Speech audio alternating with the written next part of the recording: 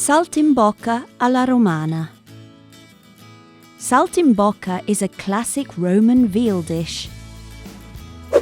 Ingredients: to make saltimbocca alla Romana for 4 people, you need 8 slices of prosciutto, 8 thinly sliced veal scallopine, 2 tablespoons of olive oil, 2 tablespoons of butter, 8 sage leaves, half a glass of white wine, a little chicken broth, salt and pepper to taste.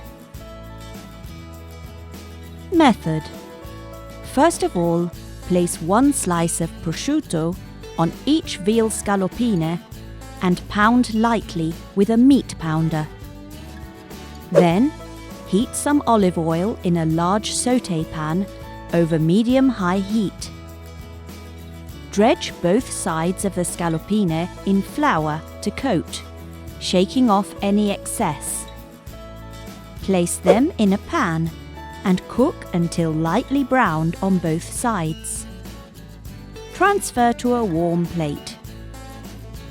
After that, drain the oil from the pan, place back over the heat and add some butter.